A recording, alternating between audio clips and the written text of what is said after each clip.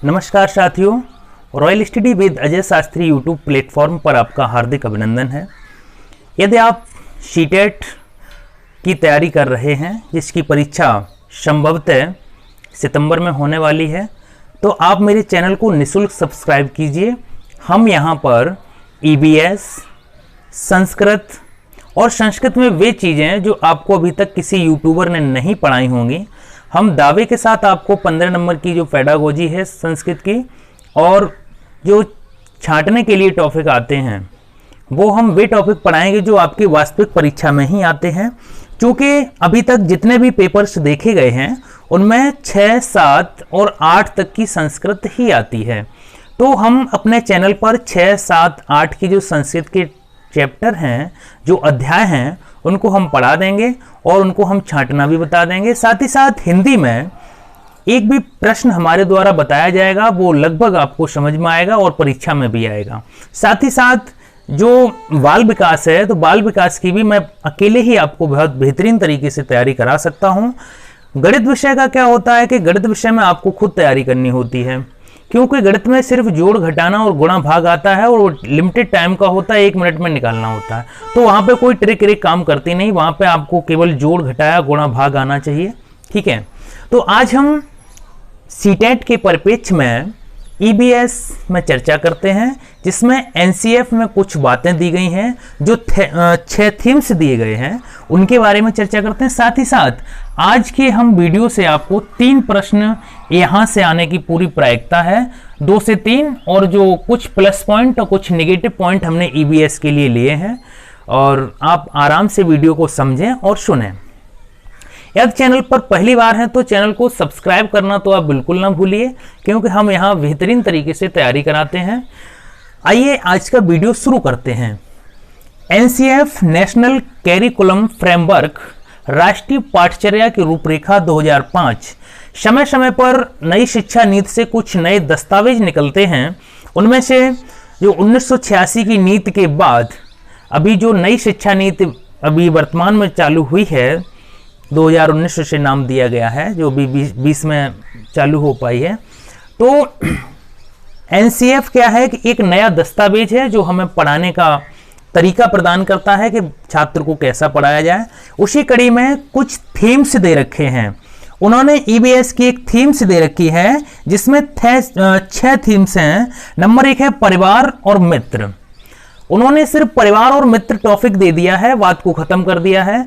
अब प्रश्न पूछने के कई प्रकार हो सकते हैं, जैसे वो पूछ सकता है कि जानवर किस में आएंगे। अगर पूछा जाए कि ईवीएस की थीम्स में जानवर किस में आएंगे, तो जानवर किस में आएंगे? परिवार एवं मित्र में आएंगे।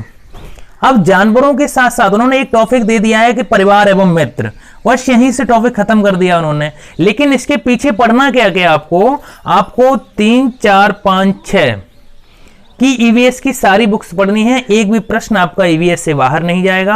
हम आपको डिस्क्रिप्शन में हर वीडियो के बाद एक ईवीएस का नोट्स दिया करेंगे जो किताबों से तैयार किया है एनसीईआरटी के।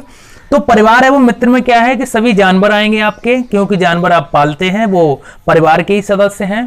ठीक है, इसके साथ ही पेड़ पौधे भी आपके मित्र ही हैं जो आपके वातावरण में हैं, तो वो सभी किस में आएंगे? एनसीएफ की थीम्स परिवार एवं मित्र में आएंगे। अब उन्होंने एक टॉपिक दिया है दूसरा, भोजन। अब भोजन उन्होंने दे दिया और काम खत्म कर दिया, लेकिन भोजन में क्या क्या है, प्रश्न किस किस टाइप से पूछे जाते हैं। जैसे प्रश्न पूछने का उनका तरीका होता है कि वो पूछते हैं कि मतलब अगर कहीं आप रेलवे स्टेशन पर रुके हैं तो ढोकला खाने को मिलता है, तो ढोकला कहाँ बनता है? तो ढोकला गुजरात में मिलता है। ठीक है, मछली कहाँ बनाई जाती है? अब मछली कहीं भी बनाई जाए, किसी से भी, चाहे यूपी में तेल में बनाई है सरसों के, लेकिन अगर उन्होंने गुजरात में दिया है कि सरसों के तेल से बनती है तो गुजरात ही सही है। क्योंकि एनसीईआरटी क्या है? एनसीईआरटी जो केंद्रीय विद्यालय है उनमें पढ़ाई जाती है, और उसी के क्वेश्चंस जो सीटेट है वो भी केंद्रीय है, तो वही प्रश्न आते हैं। वही प्रश्न आपके संस्कृत से आते हैं। तो संस्कृत का आप मेरे ऊपर छोड़ दीजिए। अगर आप बिल्कुल शून्य हैं संस्कृत में तो हम आपको एकदम 100% सही कर देंगे। आगे क्या है कि भोजन। अब भोजन में सारी चीजें आएंगी कि भोजन के प्रकार, कहाँ क्या बनता है, कहाँ लोग खाते हैं। आपने प्रश्न पढ़े भी होंगे, जैसे देते हैं कि मछली नारियल के तेल से कहाँ बनाई जाती है? तो केरल में बनाई जाती है। मतलब भोजन में जो भी चीज़ जहाँ भी खाई जाती है, जैसे राजस्थान में एक पेड़ पाया जाता है जिसकी फलियां की सब्जी बनती है, इस तरीके के बहुत सारे चैप्टर्स हैं, उनका वर्णन किया गया है। तो हमें बताना ये है कि भोजन में सब चीज़ें आएंगी, केवल भोजन देने से मतलब यही नहीं हो गया, उन्होंने थीम दे दी कि भोजन के बारे में बहुत कुछ पढ़ना है। अब उन्होंने जल दे दिया, अब जल से सारे प्रश्न बनेंगे कि सबसे ज़्यादा संख्या कहाँ, यानी ऑर्गेनिक सबसे ज़्यादा कहाँ पाया जाता है, तो आपको पता होगा पश्चिम बंगाल में पाया जाता है। ठीक है, तो जल से अब वो जल कहाँ कहाँ कैसे कैसे बनता है, ठीक है, तीनों अवस्थाओं में जल पाया जाता है, वो सारे प्रश्न यही जल में ही दे दिए उन्होंने। उसके बाद आवास, आवास का मतलब क्या है? रहने के स्थान। अब तुम्हारा भी रहने का स्थान, ठीक है, जलचर, नवचर, उभयचर, ठीक है, और शाखाचर, जो भी शाखाओं पर रहते हैं, गुफाओं में रहते हैं, जंगलों में, उन सब के आवास पता करने हैं आपको। ठीक है, और सिंपल क्वेश्चन पूछ लिए जाते हैं कि जम्मू कश्मीर में लोग कैसे घरों में रहते हैं, असम में लोग कैसे घर बनाते हैं। ठीक है, इस तरीके के घर आपको याद करने हैं, ये आवास में आएंगे। उसके बाद हम बात करते हैं यात्रा की। यात्रा में क्या है? कब यात्रा से आशय है घूमना। अब जैसे इस तरीके के प्रश्न ज्यादा पूछे जाते हैं आजकल परीक्षा में, सीटेट में, कि जैसे ट्रेन यहाँ से इतने बजे चली, इतने टाइम पे पहुंची, ठीक है, रास्ते में कितने सुरंग पड़ते हैं, कितने प्रदेश पड़ते हैं, इस तरीके की चीजें बहुत सारी यात्रा में आपको पढ़नी पड़ेंगी। एक अंतिम पॉइंट उन्होंने दे दिया है कि चीजें जो हम कर सकते हैं, ठीक है, चीजें जो हम कर सकते हैं वो सभी किसमें है? छठे में दे दी। अब जो भी बचा है वो सब इसमें ही दे दिया उन्होंने। दूसरा क्या है कि ईबीएस की जो फुल फॉर्म, मतलब जो उन्होंने परिभाषा दी है एनसीएफ में, उसमें उन्होंने ईबीएस का एनवायरमेंटल स्टडीज बताया है। इसके अंतर्गत उन्होंने ईबीएस की परिभाषा ये बताई है कि जो भी चीज हमें प्रभावित करती है वो सभी ईबीएस में आएगी। इतिहास भी आएगा, भूगोल भी आएगा, सारी चीजें यहां पर आती हैं। इतिहास के प्रश्न भी आपने देखे होंगे। तो इन 6 उप थीम्स के बाद आपकी थीम्स के बाद कुछ उप थीम्स भी दी हैं, जिसमें परिवार एवं मित्र में क्या क्या है कि एक संबंध आते हैं, हमारे संबंध, जैसे हमारे परिवार हैं, परिवार में हमारे क्या क्या हैं कि परिवार में हमारे दादा हैं, नाना हैं, और फिर परिवार में 2 प्रकार के होते हैं, एक संयुक्त परिवार होता है और एक एकल परिवार होता है। संयुक्त परिवार क्या होता है? जहां पर दादा नानी, समाजशास्त्र में तो संयुक्त परिवार की परिभाषा यहां दी गई है कि एक ही परिवार के सदस्य, जहां दादा दादी, माता पिता, बच्चे, सभी भाई बहन एक ही थाली में एक छत के नीचे बैठकर भोजन करते हैं, वह संयुक्त परिवार कहलाता है, वो संबंधों में आएगा। संयुक्त परिवार एक टॉपिक है आपके में, संयुक्त और एकल परिवार, ठीक है, ये संबंधों में। और हमारे संबंध किससे हैं? हमारे पेड़ पौधे से भी संबंध है। ठीक है, अब कार्य और खेल, अब खेल किस में आएगा? अब भाई आप किसके साथ खेलोगे? जिससे संबंध अच्छे होंगे उसी तो खेलोगे। खेलना तो सबसे, लोग भावनाओं से भी खेलते हैं, भावनाओं से किसके? दुश्मनों से खेलते हैं। ठीक है, तो संबंध में आएगा। कार्य एवं खेल, खेल किस में आएगा? खेल आपका परिवार एवं मित्र उपथीम में आएगा। वो पूछ लेते हैं कि जानवर किस में आएंगे, तो जानवर परिवार की उपथीम है। आप प्रश्न उठा के देख लीजिए। जानवर, जानवर परिवार एवं मित्र में आएंगे। पेड़ एवं पौधे, ये भी आपकी परिवार एवं मित्र में आएंगे। ये परिवार एवं मित्र की उपथीम थी, ठीक है, जिसको हमने 4 में बांटा है। उसके बाद एक भोजन है, भोजन के उपथीम्स दी हैं कि जैसे चखना, ठीक है, यहां से एक प्रश्न आया है, चखना, फिर पचाना, फिर पकाना, फिर संरक्षण। पकाना की विधि, किस तरीके से पकाया जाता है। एक हांगकांग है, वहां पे सांप की सब्जी बनती है, लोग सर्प की सब्जी खाते हैं, ऐसे प्रश्न आते हैं। पचाना, किस तरीके से पचता है खाना। चखना, कैसे स्वाद लिया जाता है, कौन सी छिद्र कड़काएं होती हैं जो हमें स्वाद देती हैं, इस तरीके के प्रश्न आते हैं। संरक्षण, अब संरक्षण क्या है, इस तरीके के प्रश्न पूछे जाते हैं। जैसे हरे धनिये हैं, उनको आप किस तरीके से संरक्षित कर सकते हैं। तो जो हरे धनिये हैं उनको हम मार्केट से लाकर, बाजार से लाकर, और गीले कपड़े में अगर रखेंगे तो क्या है कि वो 1 दिन तक चल जाते हैं। अब जैसे एक प्रश्न पूछा गया था कि अचार का संरक्षण कैसे करना है, यानी एक लड़की को आम पसंद है और वो आम को कुछ लंबे समय तक खाना चाहती है, तो वो किस रूप में संरक्षित कर सकती है? अचार के रूप में संरक्षित कर सकती है। अब अचार के रूप में संरक्षित करने के साथ साथ और भी प्रश्न पूछे जाते हैं, जैसे अचार को संरक्षित कैसे किया जाता है, यानी डिब्बे को सुखाया जाता है पहले कि नमी न लग जाए, अचार खराब न हो जाए। इस तरीके के प्रश्न आपके संरक्षण तकनीक में आएंगे। उसके बाद किसानी से संबंधित आते हैं, वो भोजन में ही आते हैं, क्योंकि किसान का काम ही है खाद्यान्न को उत्पन्न करना। तो किसान भूख, ठीक है, भूख मिटाते हैं किसानी हमारे, ठीक है। तो यहां से भी जो किसान से रिलेटेड प्रश्न आएंगे कि मतलब प्याज कब बोया जाता है, प्याज सबसे ज़्यादा कहाँ होता है, नासिक में होता है, महाराष्ट्र में होता है, जुलाई में बोया जाता है, कब बोया जाता है, ये सारे प्रश्न आपको मिलेंगे। तो भोजन की उपथीम आपको याद रखना है, चखना, पचाना, पकाना, संरक्षण तकनीकी, साथ ही साथ किसान और भूख, ये आपके भोजन की थीम्स में आएंगे। उसके बाद कुछ हम प्लस पॉइंट लेके चलते हैं जो आपको सीधे ईवीएस के प्रश्नों में मिलेंगे, और आपको करना क्या है कि अगर ये आपको तथ्य कहीं पर लिखे मिल जाते हैं तो ये आपके सकारात्मक तथ्य होंगे, आप इनको पढ़कर सीधा उत्तर दे सकते हैं, ठीक है। जैसे यहां पे लिखा है कि एकीकृत विषय, ईवीएस को एकीकृत विषय के रूप में जाना गया है। साथ ही साथ यदि किसी ऑप्शन में खोजने और सीखने के अवसर प्रदान करने की बात की जाती है, जैसे क्या होता है कि ईवीएस में एक हस्तपरक अनुभव और क्रियाकलाप पे ज्यादा ध्यान दिया जाता है, क्योंकि यदि बालक को किसी के बारे में, इमारत के बारे में बताना है तो बताने से बेहतर है कि उसे पिकनिक पर ले जाया जाए और डायरेक्ट उसे वहां पर चीजें दिखा दी जाए। जैसे उदाहरण के लिए अगर ताजमहल के बारे में बताना है तो ताजमहल पे ही ले जाकर बालकों को भ्रमण करा दिया जाए, जिससे क्या होगा कि ताजमहल के आसपास क्या बना है, कि मोती मस्जिद बनी है, किसने बनवाई है, शाहजहां ने बनवाई है, वो सारी चीजें वहां पर स्पष्ट हो जाएंगी और बच्चों की जिज्ञासा भी शांत हो जाएगी। तो सीखने के और खोजने के बालकों को अवसर मिलेंगे। वहां पर बालक ताजमहल पर जाएगा तो और चीजें देखेगा, पास में क्या है, यमुना बह रही हैं। उसके बाद है प्रकृति से संबंधित, बालक को हमेशा प्रकृति से संबंधित ही रखना है, प्रकृति से विमुख नहीं करना है ईपीएस में, क्योंकि प्रकृति से विमुख हो जाएगा तो आपका उत्तर नेगेटिव में चला जाएगा। दत्त कार्य, अधिगम, विस्तार, दत्त कार्य मतलब होता है दिया हुआ कार्य, और अधिगम मतलब होता है सीखना, सीखने में विस्तार किया जाए। साथ ही प्रजातांत्रिक प्रवेश, प्रजातांत्रिक प्रवेश से आशय है कि कक्षा में सभी की भावनाओं का ध्यान रखा जाए। साथ ही साथ अगर कोई दत्त कार्य दिया जा रहा है, कोई गतिविधि कराई जा रही है, तो सभी को समान अवसर ईवीएस में दिए जाएं। क्योंकि हम ईवीएस पढ़ा रहे हैं तो सिर्फ ईवीएस की बात करेंगे।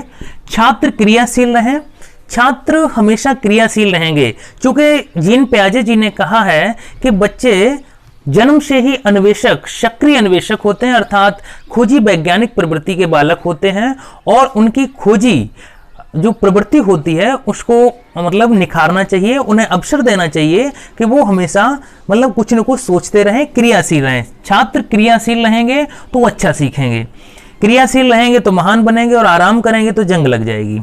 समाज से अंत्यक्रिया, बालक क्या है कि बालक की जो अनौपचारिक भाषा होती है, अनौपचारिक कार्य होते हैं, वो समाज से शुरू होते हैं, परिवार से शुरू होते हैं। तो बालक को समाज से जुड़े रहना चाहिए, क्योंकि बालक जब विद्यालय जाता है, औपचारिक शिक्षा लेने के लिए जाता है, तो सबसे पहले उससे क्या होता है कि वो समाज से जुड़ा रहता है और अनौपचारिक शिक्षा सीख के जाता है। वो जानता है कि बड़ों को नमस्कार कैसे किया जाता है, चरण स्पर्श कैसे किए जाते हैं। हालांकि समाज में या परिवार में उन्हें अनौपचारिक शिक्षा ही मिलती है, लेकिन शिक्षा मिलती है। इसलिए ईवीएस में बालक को समाज के साथ हमेशा जुड़े रखना चाहिए। ये आपका प्लस पॉइंट होगा। अगर ऐसे उत्तर आपको प्रश्न में लिखे मिलते हैं तो वो आपके सटीक होंगे। साथ ही साथ हस्तपरक अनुभव, अब हस्तपरक अनुभव से आशय क्या है कि अगर किसी पेड़ की संकल्पना के बारे में पढ़ाना है, बताना है, तो करना क्या है, आपको बालक को एक पेड़ लगाने के लिए कह दिया जाए कि आप उसे पेड़ लगाइए, आप उसके बारे में ज्यादा जान सकते हैं। क्योंकि पेड़ को जब लगाएंगे, ठीक है, उसका संरक्षण करेंगे, देखभाल करेंगे, तो आप बहुत अच्छे से सीख सकेंगे। और जो हस्तपरक अनुभव होता है, क्योंकि एनसीईआरटी स्पष्ट रूप से कह रही है करके सीखना, और जो ज्ञान है उसे बाहरी जीवन से जोड़ना। परियोजना कार्य, परियोजना कार्य में क्या है कि छात्रों को कार्य दिया जाए समूह में बांट के, कि छात्र अच्छे से कर सकें। साथ ही साथ बहुत संवेदनीय दृश्य श्रव्य सामग्री का प्रयोग किया जाए। बहुत संवेदनीय दृश्य श्रव्य सामग्री से आशय, यदि बालक को आपको शेर के बारे में बताना है, चीतों के बारे में बताना है, वाइल्ड लाइफ के बारे में बताना है, तो आपको करना क्या है कि उनको एक डॉक्यूमेंट्री फिल्म दिखा देनी है, ठीक है, ना कि बोर्ड पे बनाना है। आपको 30 मिनट में लेंगे पढ़ाने को, और 30 मिनट में आप बोर्ड पे हाथी का चित्र बनाएंगे। अगर अच्छे पेंटर हैं तो जल्दी बना लेंगे, लेकिन कोई मतलब नहीं बनता है। तो क्या है कि उन्हें दृश्य श्रव्य सामग्री का प्रयोग कराया जाए। जहां पर दृश्य श्रव्य सामग्री आएगी, ईवीएस में बहुत महत्वपूर्ण स्थान रखती है। आपका सटीक पॉइंट होगा, सकारात्मक होगा। वास्तविक अनुभव प्रदान करना, वास्तविक अनुभव प्रदान कब होता है वास्तविक अनुभव तभी आता है जब बालक करके सीखता है। हम किसी भी चीज को करते हैं तो हमें अनुभव होता है, वही हमारा वास्तविक अनुभव होता है। तो बालक को वास्तविक अनुभव प्रदान करना चाहिए। करके सीखने के लिए उसे प्रमोट करेंगे तो बालक क्या है कि बहुत अच्छे से सीखेगा, वास्तविक अनुभव उसे प्रदान होगा। पर्यावरण की सुरक्षा का भाव, बालकों में हमेशा पर्यावरण की सुरक्षा का भाव रखना चाहिए, जगाना चाहिए कि पर्यावरण की सुरक्षा तुम्हारे लिए बहुत महत्वपूर्ण है। इसके बाद अब हम नकारात्मक तथ्य देखते हैं। नकारात्मक तथ्यों में हम सबसे पहले देखते हैं कि व्याख्यान। ठीक है, अगर कहीं ऑप्शन में व्याख्यान शब्द लिख के आता है तो ये नकारात्मक तथ्य है। ठीक है, मतलब व्याख्यान का ईवीएस में कोई मतलब नहीं है, व्याख्या नहीं करनी है। आपको करना क्या है, दो चीजें। एक तो यदि मतलब बच्चों को जंगली जानवरों के बारे में बताना है तो डॉक्यूमेंट्री फिल्म दिखानी है। अगर पेड़ पौधों के बारे में बताना है तो संरक्षण करवाना है, उन्हें पेड़ लगाने के लिए कहना या संरक्षित करने के लिए कहना या खाद पानी लगाने को बोलना है। ठीक है, यदि किसी इमारत के बारे में या कोई वैसी जगह है ऐतिहासिक उसके बारे में बताना है तो सबसे बेहतर है कि पिकनिक के टाइम उसे वहां घुमाया जाए। ये 3 तथ्य आपको याद रखने हैं। लेकिन व्याख्यान विधि और ये भाषण परिभाषा, ये सब परिभाषाएं अगर ऐसे शब्द कहीं लिख के आते हैं तो ये आपके नकारात्मक तथ्य होंगे, ये उत्तर नहीं होंगे। ठीक है, उसके बाद हम बात करते हैं वैज्ञानिक शब्दावली। वैज्ञानिक शब्दावली नहीं पढ़ानी है क्योंकि एनसीएफ स्पष्ट कह रहा है कि चीजों को वास्तविक जीवन से जोड़ना है और अनुभव के साथ जोड़ना है। इसलिए वैज्ञानिक शब्दावली नकारात्मक तथ्य में जाएगी। यदि कहीं भी ऑप्शन में लिखा है कि वैज्ञानिक शब्दावली तो नेगेटिव पॉइंट है। दंड देना और डांटना। ठीक है, दंड देना मतलब बच्चे को आप मार पीट नहीं सकते हैं। सीसीई 1986 ने स्पष्ट मना कर दिया कि आप बालक को मार नहीं सकते हैं। ठीक है, और एनसीएफ क्या कह रहा है कि बच्चे को डांटना नहीं है। ठीक है, दंड नहीं देना है, मारना नहीं है, मतलब और बार बार अनुशासन भी नहीं दिखाना है। जैसे अनुशासन शब्द आता है ना तो ये भी निगेटिव में ही आता है अनुशासन, क्योंकि आप अनुशासन ऐसा बनाइए, आप इस तरीके की शिक्षा दीजिए कि छात्र आपकी बात को ध्यान से सुने। उसके लिए आपको विषय में परिपूर्ण होना चाहिए। लेकिन अगर बार बार चिल्लाने से अगर आप अनुशासन बनवाते हैं तो ये नकारात्मक तथ्य की श्रेणी में आता है। ग्रेडिंग और रैंकिंग, मतलब बच्चों को सिर्फ इसलिए नहीं पढ़ाना है कि आप फर्स्ट क्लास लेके आओ, ठीक है, या आप रैंक बनाओ के इतने रैंक आएगी आपकी, ये भी आपके नकारात्मक तथ्य होंगे। आपको किसी बच्चे के साथ भेदभाव नहीं करना है।